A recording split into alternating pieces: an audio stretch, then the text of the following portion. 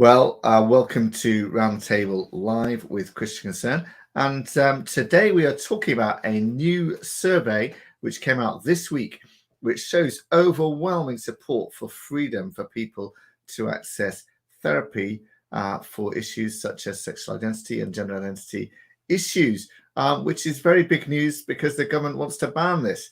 And today joining me is Mike Davidson, who is himself a professional therapist with a PhD and a very long-standing expert in these issues. Thank you very much for joining us, Mike. And we also have Andrea Williams, Chief Executive of Christian Concern and long-time campaigner in all these issues as well. Now, long-standing friend of Mike Davidson. That's what I want to say. Long-standing friend of Mike Davidson. I've watched this man of courage now for well over a decade. How long is it exactly, Mike, would you say? 15 years, probably.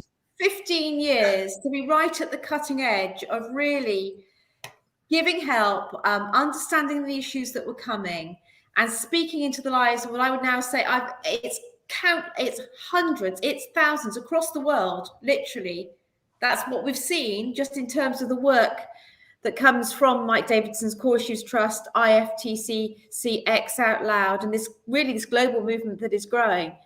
But the fact that Mike has been right at the cutting edge of this issue for as long as 15 years, this is right from the very beginning because it's been that long. And in terms of the national conversation, well, we're 20 years late. Because we're not actually having the real conversation in any measured way. So, well, Andrea, let's just look. I stole your introduction. That's right. Listen, let's just look. I want to look at the charts because you've got some wonderful charts up to show. This polling was carried out by a professional accredited polling organization, Whitestone Insight, and they did the randomized controlled representative sample of 2,000 plus adults from various different backgrounds and so on, and they asked the question, should people be free to seek therapy, talking therapy for various issues? Could we put up the first chart? And I think first of all it was like non-sexual issues, and then it was issues of a sexual nature, issues around sexual identity, and issues around gender identity. And you can see massive, overwhelming support, net agree figures in like 70% plus for yes, people should be free to access talking therapy for any of these issues, and disagreement at 10% or below of the population for allowing people to talk, to have a conversation with a therapist about these kinds of things. And let's just look at the other charts, and I'll come to you, Mike, for some commentary on it. Because we then ask people whether therapists should be free. Do you want to put that chart up? There we go. Should therapists, psychotherapists themselves, be free to offer talking therapy to clients who would like it for issues of a non-sexual nature, issues around sexual identity, issues of a sexual nature, and issues around gender? Look at the support there is even stronger than it was for clients to access it. It's like, yes, 75% plus or thereabouts, and opposition well under 10% for any of these issues. Mike, you must be very encouraged by these results. Tim, just before you respond, I think what would be useful for the viewers to understand, we've said it was a professional poll, but perhaps you Tim, as you're an expert with numbers and understanding polls and how it was carried out. I think it would be good for the viewers just to know the methodology of the poll, the polling. Well, they did it in accordance with polling guidelines and interviewed 2,000 people and checked them out for gender, age, socioeconomic background, all that kind of thing. So there are charts available on Whitestone Insight's website that go through all of those and break down the results by age and socioeconomic background and so on, even religion as well, and it's all like matched to be representative of the population as a whole. So it's all very professionally carried out. But Mike, your thoughts on these results? Well, it's stunning. outstanding, better than the poll we did through Comres in 2014, where we asked whether, therapy should be banned. It was much more nuanced, and the questions kind of took a step back and asked about therapeutic approaches and all of those things. So I think it's an outstanding reflection of common sense that seems to be prevailing, and fairness, a sense of fairness. I mean, we know that that's a kind of national concern that people have, and I would say that is what we're seeing reflected there. Just one aside, Tim, my PhD is not in psychotherapy. I want that to be clear. Sure. And I cannot be called a professional psychotherapist because I was not allowed to complete, just so that's on. Which is because of your views on this, isn't it? Yeah. Yes. Yeah. There is a professional ban already in this area, which we'll come back to. Andrea, what's your initial thoughts on this polling here? Well, I think I reflect exactly what Mike has said. It's stunning, but it is just common sense. And sometimes, honestly, I wonder if there's any common sense left in the world. I actually wonder if the whole world has been turned on its head. But the encouraging thing here is that in a properly constructed poll, common sense prevails, so that people in the polling room, as it were, still say that people should be free to access the help they want when it comes to their sexuality, when it comes to concern that they have with regard to relationships and identity. That's fantastic. Also, what's fantastic is that people think that therapists should be free, that the therapy room should be a safe space for the therapist to operate. To be professional. To be professional, to give the advice that they need to give in all these circumstances. And the truth is this, that in a world where sanity doesn't necessarily seem to prevail in the public institutions and in the national discourse and in our policies that prevail, there are many people, and particularly, well, I think really across all age groups, but we're seeing it, aren't we, of course, very dramatically amongst our young people, who without any anchoring at school, because where you've got a kind of pro LGBTQI choice with regard to gender, type of highly sexualized agenda down to the age of right from the very beginning, really. What you've got is a lot of confused children, young adults, wanting to work a lot of stuff out.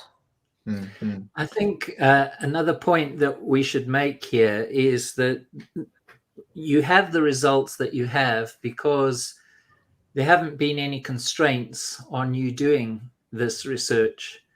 What we're seeing in the country is that a certain viewpoint controls those who do the research, those who can raise the funds for the research, those who can publish, those who can enter training. There are these monocultures that do not allow any,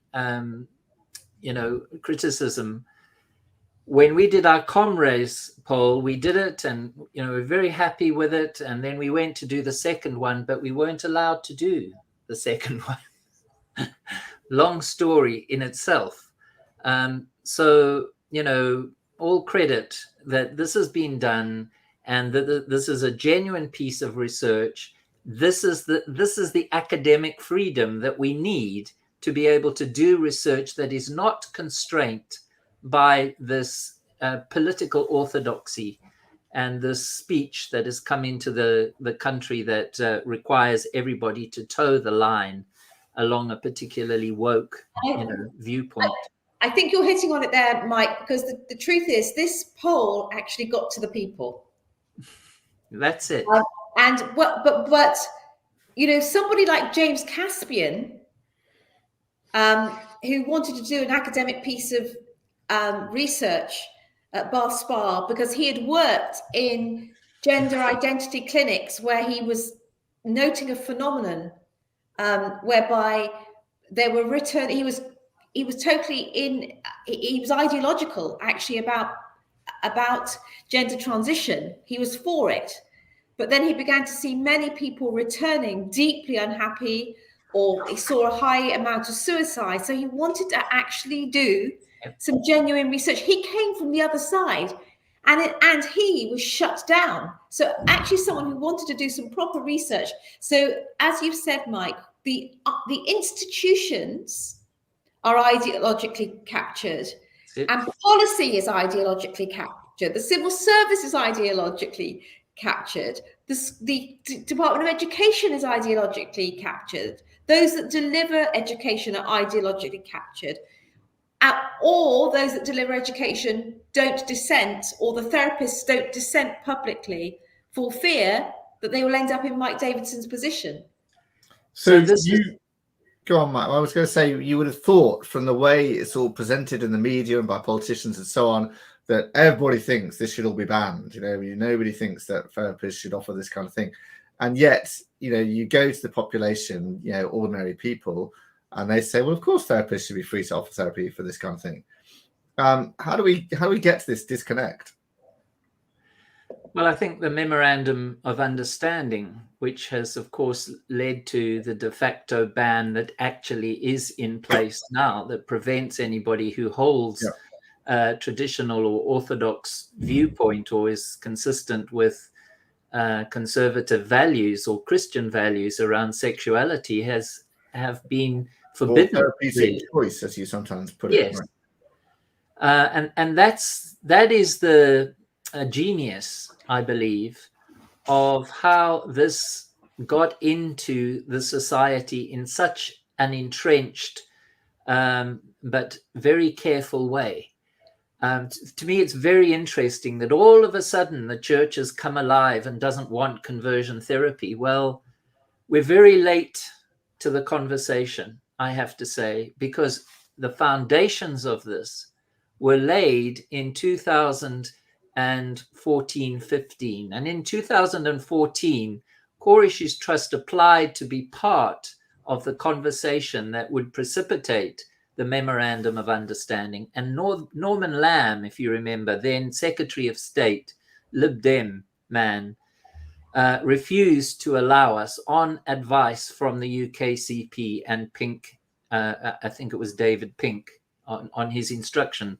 Somebody did a Freedom of Information request and found out all of this. So right from the word go, we had a monocultural viewpoint. Their reason that we could not participate, I can't remember the exact words, but we were too far out of the center, basically, is what they were saying.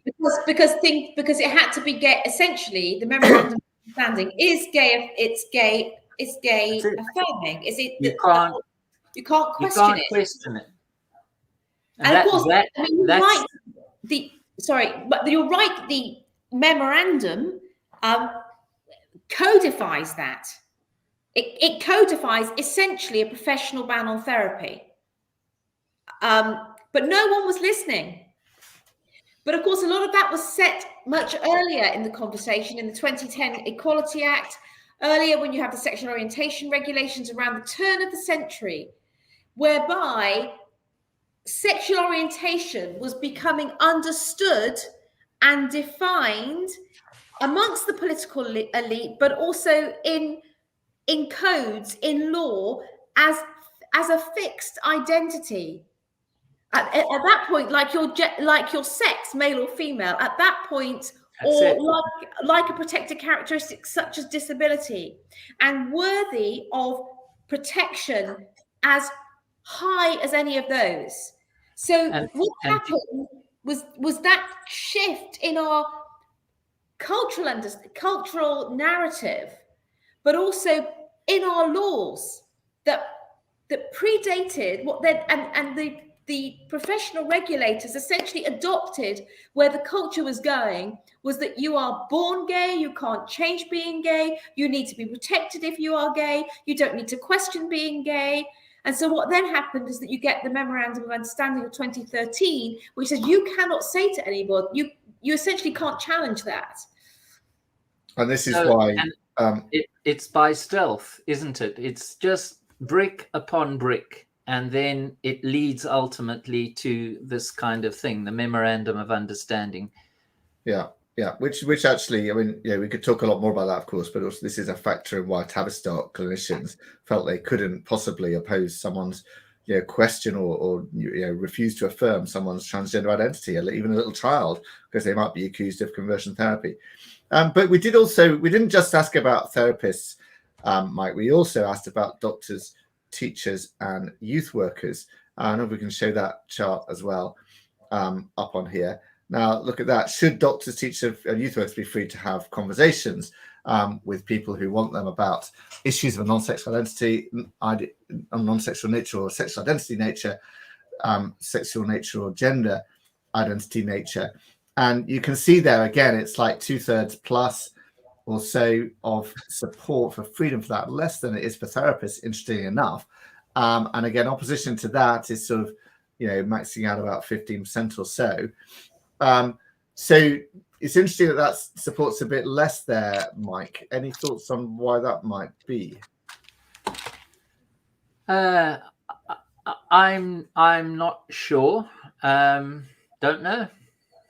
Okay, well, I mean, I thought that maybe, with the sexualization of children in schools, and maybe doctors being gender affirming and referring pupils to Tavistock and so on, that it actually affects some concern about what those people might say and do in this context, and how they may actually be too willing to affirm people in these identities and not willing to question them and query them. I mean, I wonder if that was actually the case here. It sounds plausible, but it's still, remarkably high. Yes. In terms of the support for freedom of speech, which is basically what is being underscored here, I think, in multiple ways. Yeah. And there was one more question that we asked as well, which is about, would you support prosecutions? Can we just put that chart up for people who engage in this kind of therapy, criminal prosecutions for therapy of a non-sexual nature or sexual identity nature, these various categories again, and then it dropped lower. Interesting enough, it's like support was still around double. The net agreement was around double the net disagreement across these various issues. But it's interesting to show. It's kind of like this kind of seems almost back to front. This they're more in favour of criminal prosecution than they are in favour of not allowing people of not allowing people to do it in some other way. And criminal prosecution is surely the harshest sanction for this.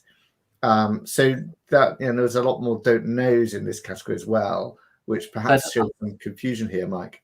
But I wonder if that is just not a reflection of the fact that people do want to see poor practice penalized. They do want punishment to be meted out where it's due. Right. People want to safeguard the professions. Right. We have to rely on our professions. We have to rely on our academics. That is why, when we see what is happening, particularly in the social sciences, in terms of the control and the perspective control that we've been talking about, it's very worrying. So I wonder if that's not an indicator of basic confidence in the need to make sure we do have professionals in place. And I think it's also an education, just a sort of generally understanding the nature of the question as just all the way through. So people are very much for freedom. So they believe that they should be free to access therapy. We live in a world of therapy. We're all in terms of the public conversation is about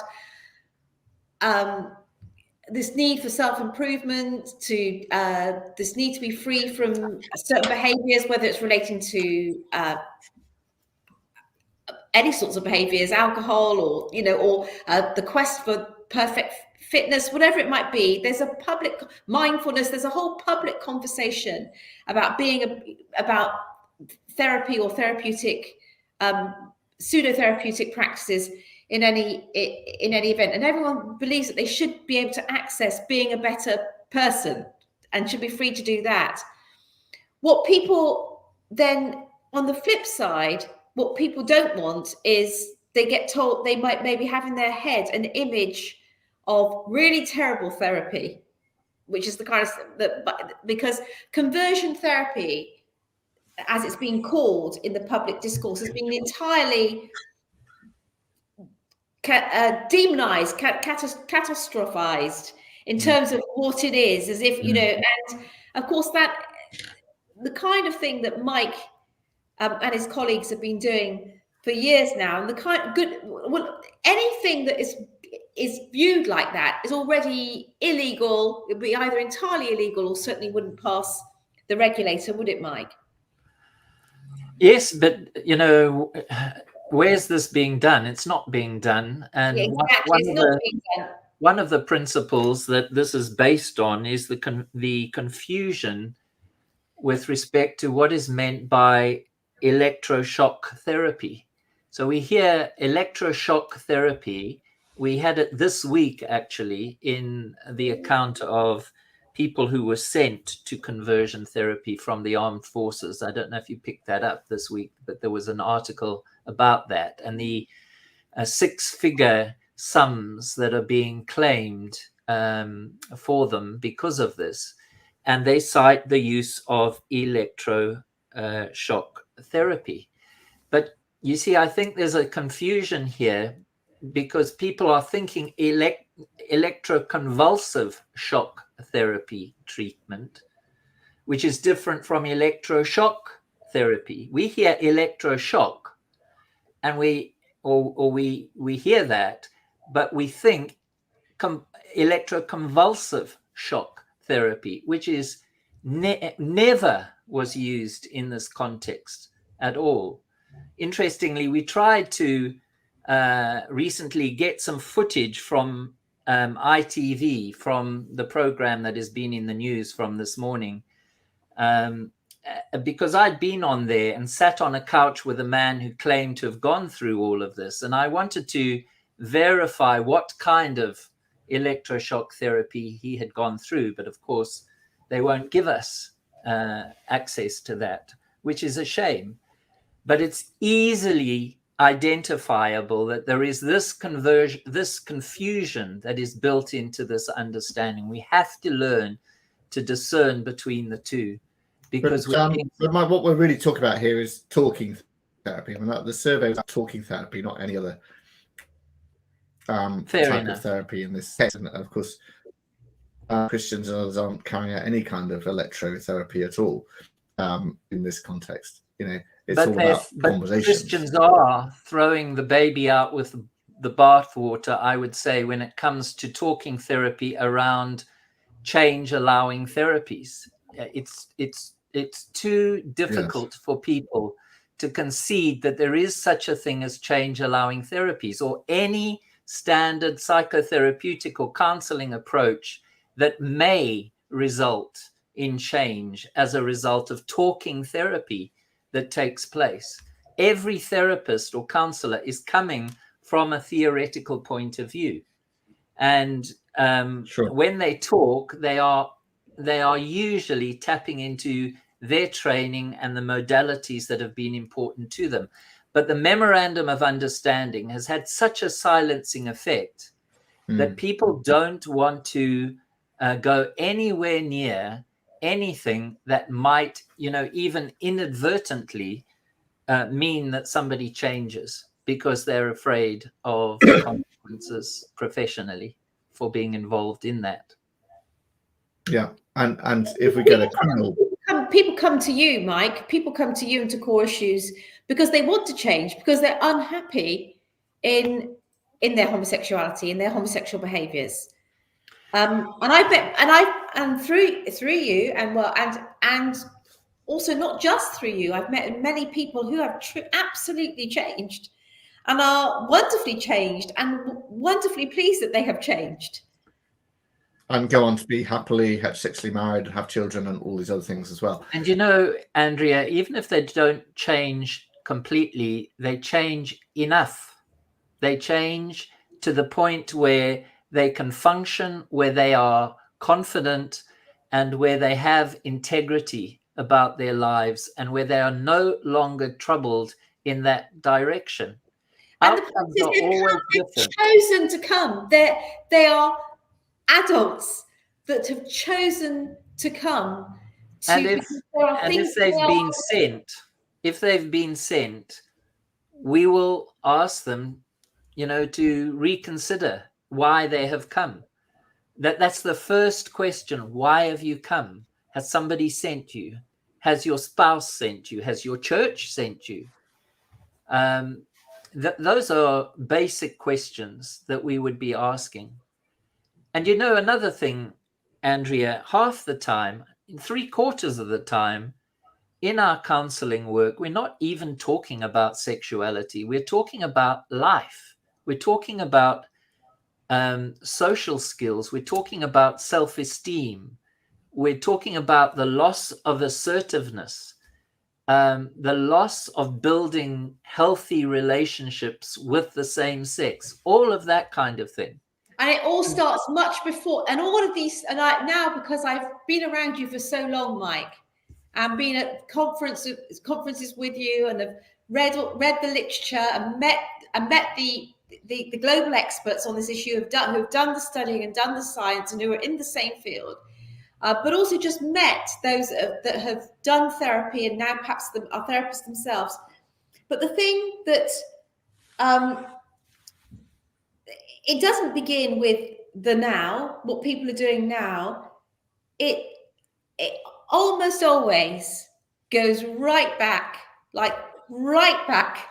to the very beginning, and right back to how sometimes even what happened in the womb when they were very small, family dynamics, parenting, sibling dynamics, what then happened in early school years, who they encountered, experiences that they had, all of this happening when these people are just little children. And I mean, time and again, I'm not a therapist, but I've been around therapists a lot now. And when people come to terms with what has happened and can unpack that and why they're behaving the way that they're behaving, that is then good therapy. And what, Mike, you were I felt like you were gonna jump in then. Well, I agree with all of that. Homosexuality is never one thing. It's always a composite. It's always complex.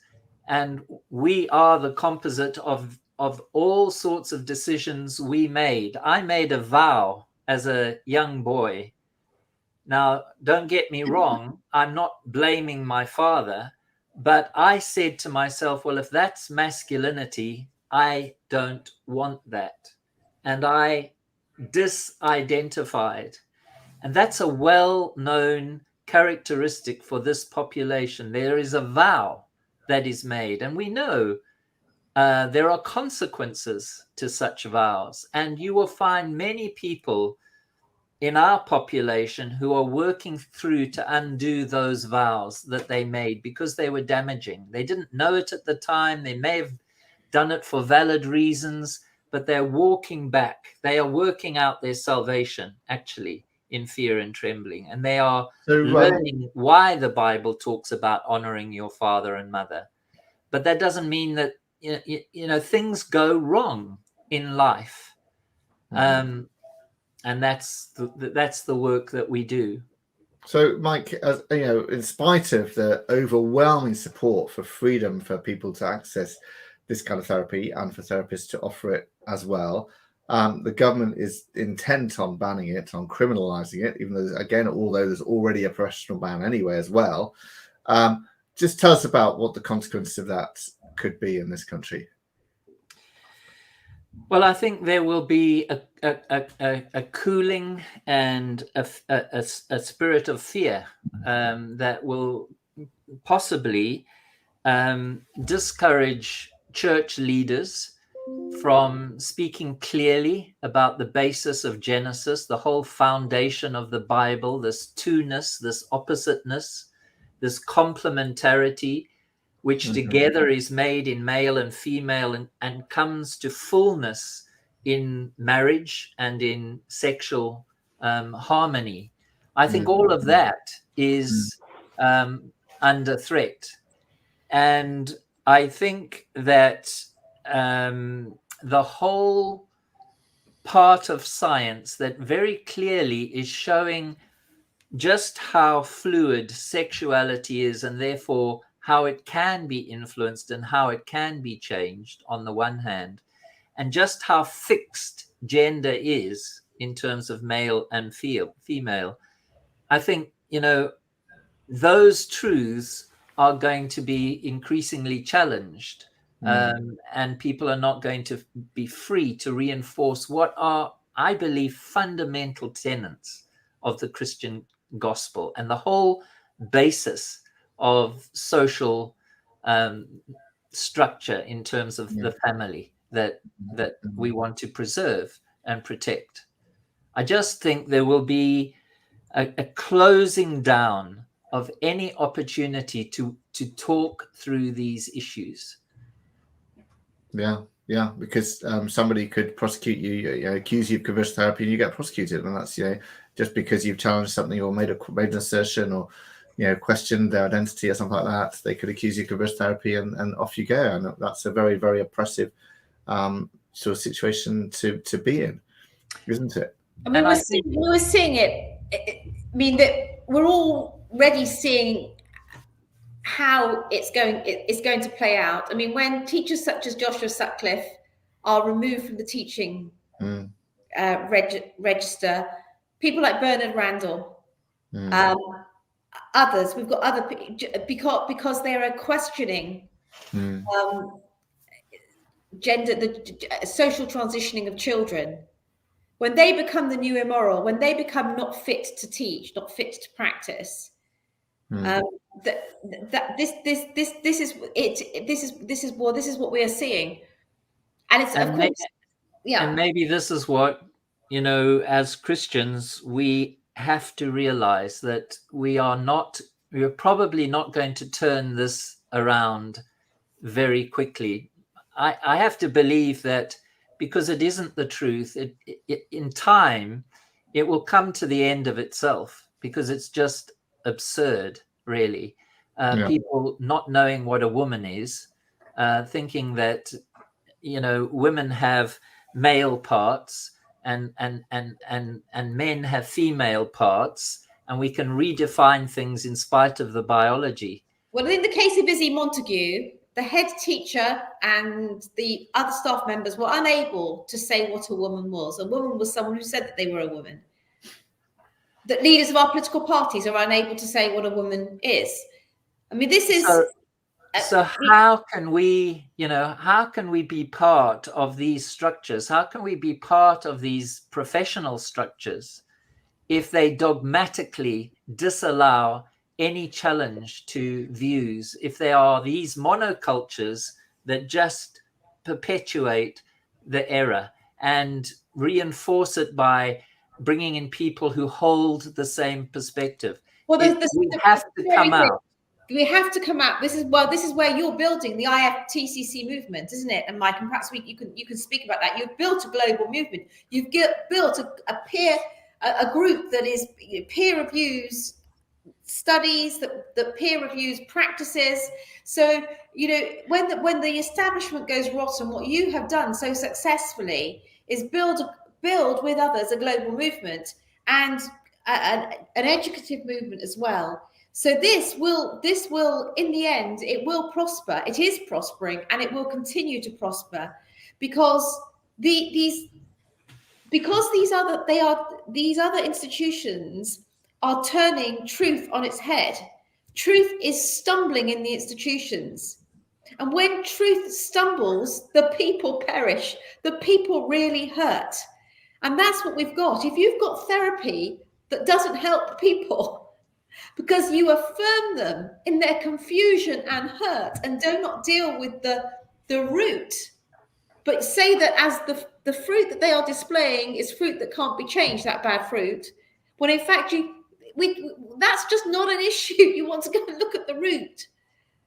When this is kind of the way in which the whole thing is working, then we are living in topsy-turvy land.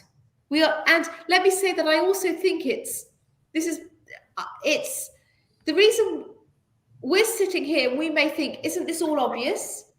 It's absurd. But I'm not sure that it is. That's how come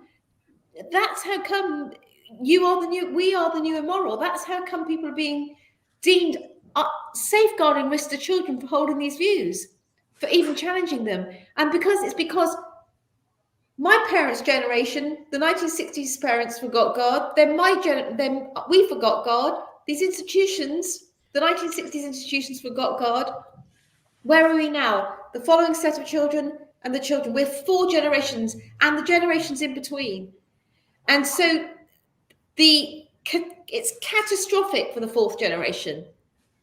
Absolutely catastrophic what they're living with. They're being taught that lies is truth. Mike? Yes. I'd like to offer that the tragedy is that in our quest for equality and diversity, we have limited the definition, and we know what that is. That's what we're fighting against. What we have lost is ideological diversity, where different viewpoints can challenge one another. That used to be what you did in universities. Certainly when I was there and a part of the higher education system, there, critique and listening to ideas and working things out with checks and balances was something that was very highly sought after and respected. That fell away as we had the rise of these monocultures, which is what we have now. So, the perspective discrimination that we are seeing now, I believe that is the essence of it. In a way, I don't want to be, on my own with my people on a hill. That also then becomes dangerous in terms of there being no challenge. What I'm advocating is for the return to ideological diversity, where we can have discussions and debate. It's the free speech that your survey is indicating. And Mike, the survey is very encouraging, because Andrea said it's common sense. It is common sense, and actually, when you ask people the question like this, they agree it's common sense. This is obviously, people should be free to do this. But I just want to finish by touching on Matthew Grech, who's up in court in Malta next week, I believe. Can you just outline what happened to him in this context? Well, Matthew had been actually quite consistently sharing his testimony on Malta media in different ways. And he went to a kind of, small outfit who had asked him to come on. And he was introduced as being the country representative for Malta for the International Federation for Therapeutic and Counseling Choice, which is incorrect, because he never was that. But Matthew was and is associated with the IFTCC, in that he had participated on the general board and worked for it in different ways. He had a conversation. Having listened to it, it was, I think, almost 2 hours long, if I remember correctly. It was very long, certainly well over an hour. I would say about a third of it was about his testimony, and 2/3 were really about listening to scientific, understanding and perspective on all of this. And at the close of the program, or shortly afterwards, he was asked to come to the police station, and he was accused of breaking Malta's conversion therapy ban laws because he was promoting, advertising conversion therapy, which of course was absolutely not the case. He was simply saying that he had come to the Lord Jesus Christ. He put things right, and things began to change for him. And he just expressed the view that people should have the right and the freedom to look into these issues and to speak to professionals and others, pastoral care workers, to be able to do that. And that is what is now being criminalized, and he stands to have a criminal record for doing that. It's shocking, isn't it? It's very disturbing. Well, I know Andrea's going to be there with him next week. And Mike too. And Mike as well. And we pray and hope that they,